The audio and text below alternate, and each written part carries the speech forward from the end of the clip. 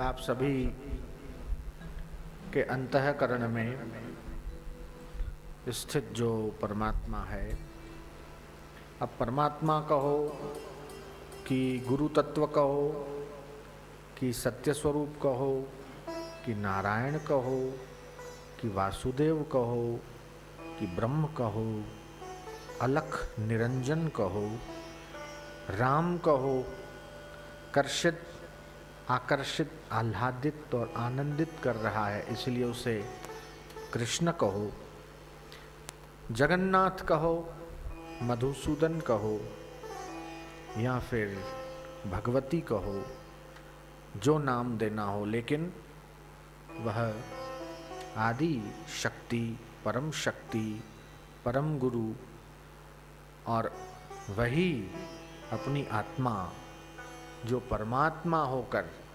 संपूर्ण ब्रह्मांड को उत्पन्न कर रहा है और चला रहा है, और इसका संहार करने के लिए भी जो कारण है उसको हम नमस्कार करते हैं और प्रणाम करते हैं।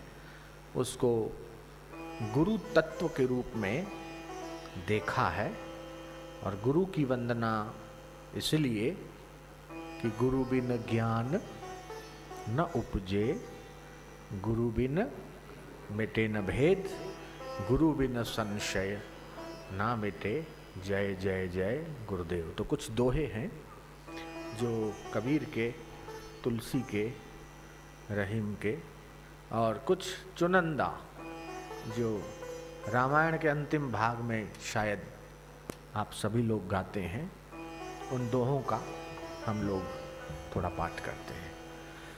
गुरु बिन ज्ञान न उपजे, गुरु बिन मिटे न भेद, गुरु बिन संशय न मिटे, जय जय जय गुरुदेव।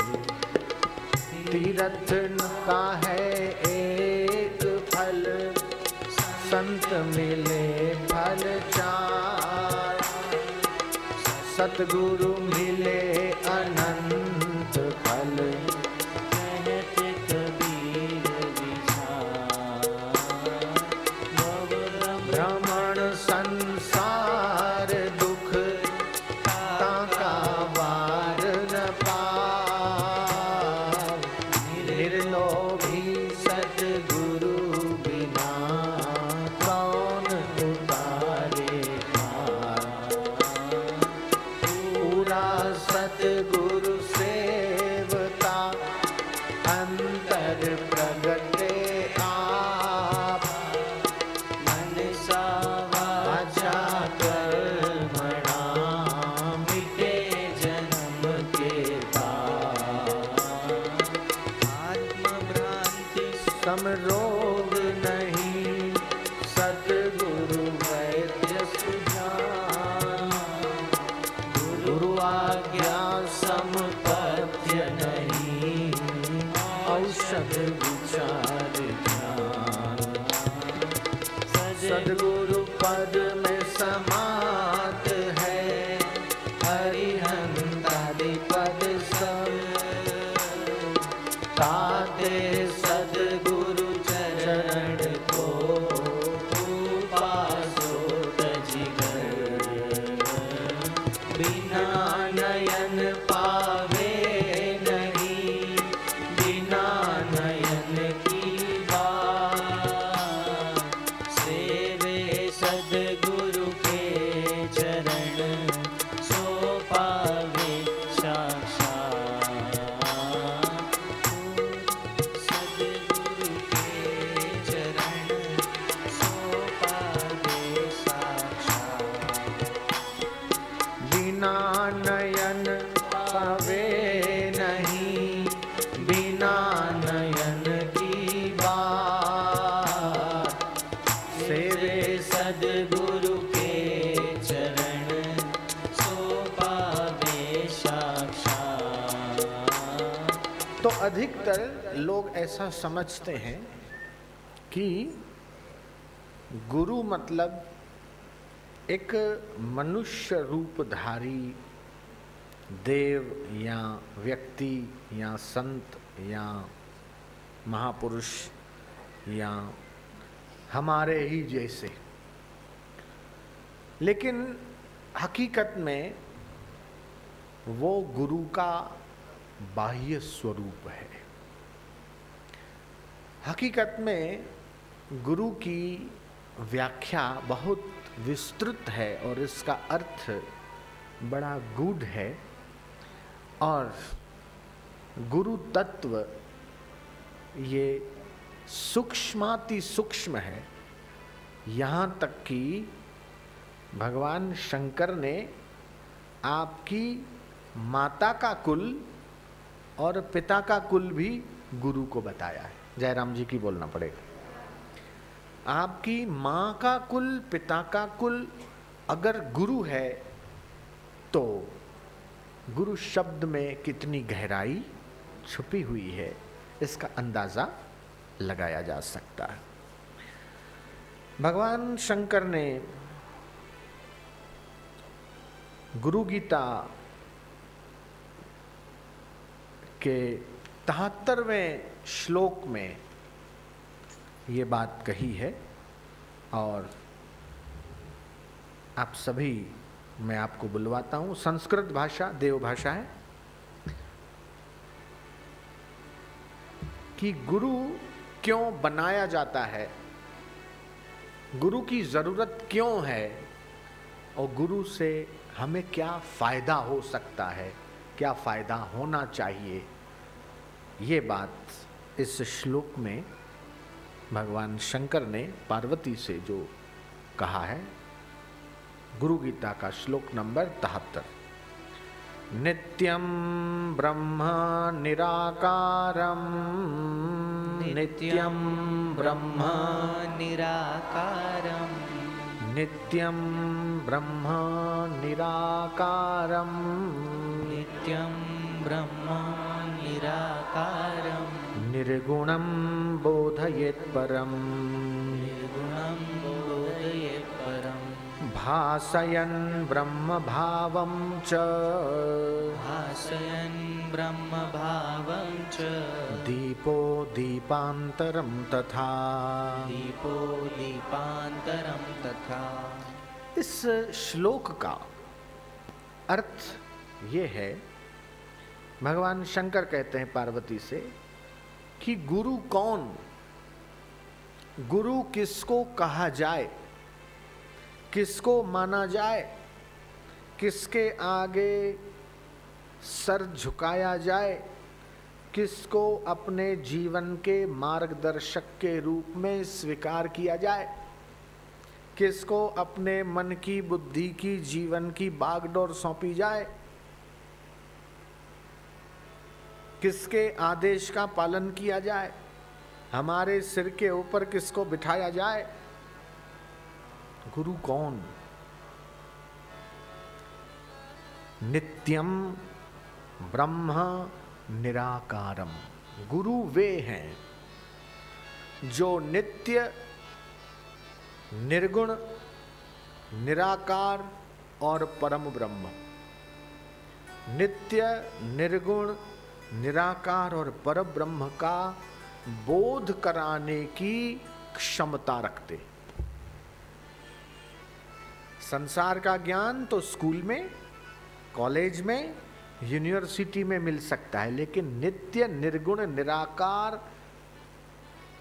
परम ब्रह्म का बोध ये संसार के कोई भी शिक्षक या प्रोफेसर नहीं करा सकते। एक होता है विद्वान और एक होता है सतगुरु। अब विद्वान में और सतगुरु में फर्क क्या है? पुस्तकें पढ़ने से विद्वत्ता आ सकती है, लेकिन जो अनुभूति है आत्मज्ञान की, वो गुरु के द्वारा संभव है। विद्वान हजारों मिल जाएंगे, लेकिन अनुभूति संपन्न सद्गुरु लाखों करोड़ों में कोई विरला होता है। जयराम जी की लाखों करोड़ों मनुष्यों में एक व्यक्ति इस परब्रह्म की अनुभूति से संपन्न होता। तो यहां भगवान शंकर की ये बात समझने की है कि गुरु वे हैं, गुरु उनको बनाना चाहिए कि जिनके भीतर यह शक्ति हो, नित्य निर्गुण निराकार परम ब्रह्म का बोध देते हुए। जैसे एक दीपक दूसरे दीपक को जलाता है, पहले दीपक का कुछ घाटा नहीं हुआ और उसके संयोग से सैकड़ों हजारों दीपक जल सकते हैं। तो ऐसे ही हमारे अंतर की ज्योत जो बुझी हुई है उसको जो जला दे। आरती हम लोग गाते हैं ना, ज्योत से ज्योत जगा दो सतगुरु, मेरा अंतर तिमिर मिटाओ। अंतर में युग युग से सोई, एक युग नहीं न जाने कितने युगों से जो सोई हुई हमारी ज्योति और चेतना है उसको जागृत करने की जो शक्ति रखता है। सदा के लिए समस्त दुखों का नाश और परमानंद की प्राप्ति करा दे वह सतगुरु। और ऐसे सतगुरु जब मिलें अथवा ऐसे सतगुरु के जब प्यारे कोई सतशिष्य मिलें, उनके वातावरण में, उनकी औरा आभा मंडल में जब आप आने लगोगे, उनके दर्शन करने मात्र से आपके मन के अंदर एक विलक्षण शांति, विलक्षण आनंद, विलक्षण प्रेम और विलक्षण धीरज, धैर्य, तसल्ली, सुकून, शांति मिलने लगेगा। और ज्यों आप इस गुरु मार्ग की तरफ बढ़ते जाओगे और उनकी बताई हुई साधना को करने लगोगे, तब क्या होगा?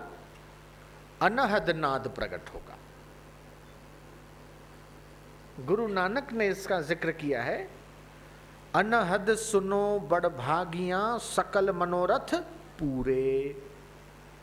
उस अनहद नाद को सुनते सुनते सुनते आपको वो आनंद मिलने लगेगा जो आनंद संसार में लाखों करोड़ों रुपया खर्च करने के बाद भी नहीं मिल सकता। नाना प्रकार के तरह तरह के इंद्रियों के भोग भोगने के बाद भी आपको नहीं मिल सकता। ऐसा विलक्षण परमानंद सद्गुरु की सन्निधि में मिलता है।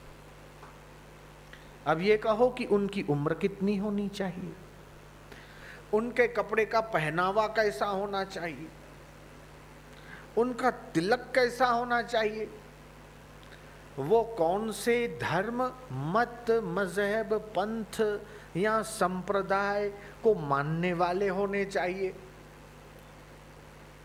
तो ये कहीं भी किसी भी किताब में, शास्त्र में बात नहीं आई है।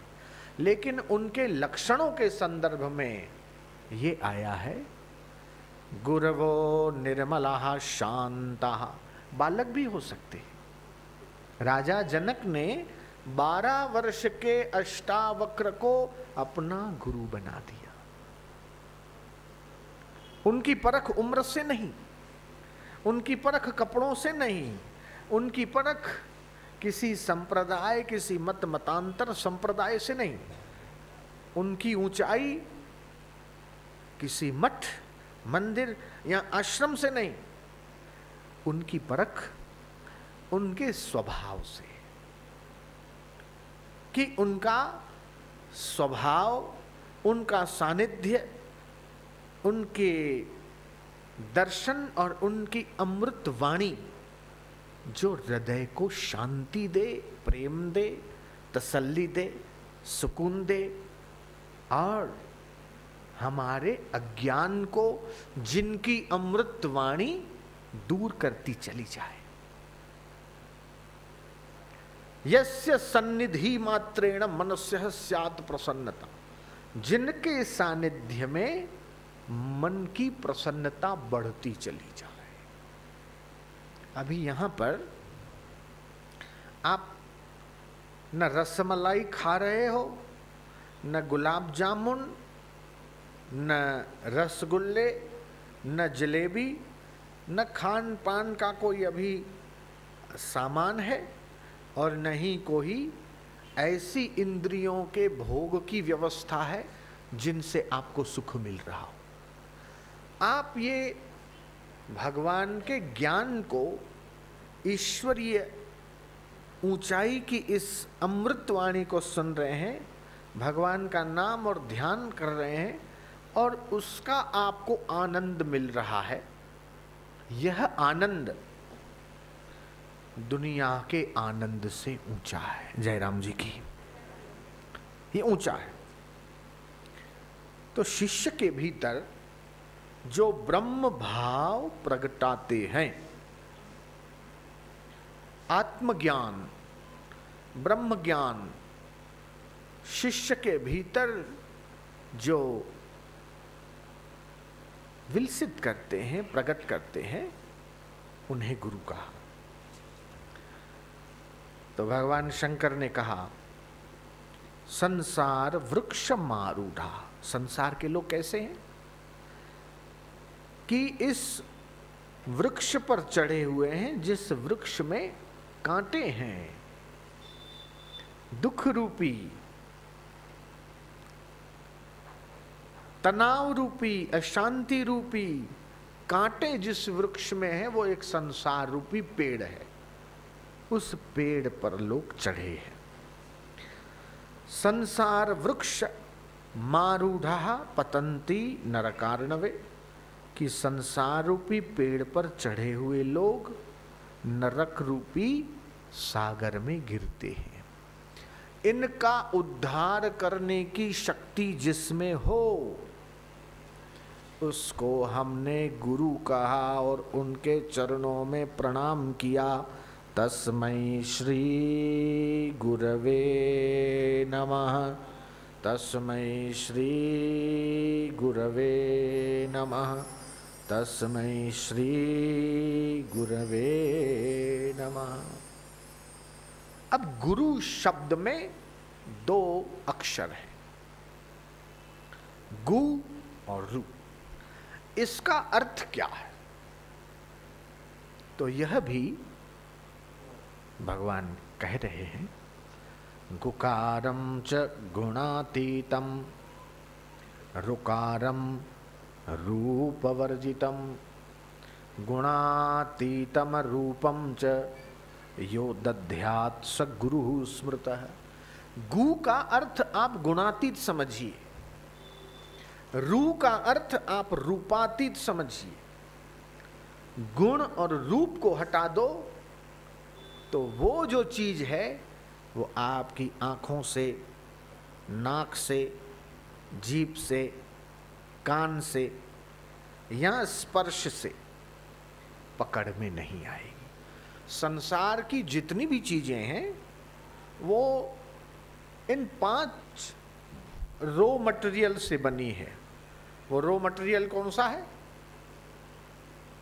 अर्थ, फायर, एयर, स्काई, पृथ्वी, जल, तेज, वायु, आकाश। ये 5 एलिमेंट्स हैं, 5 तत्व।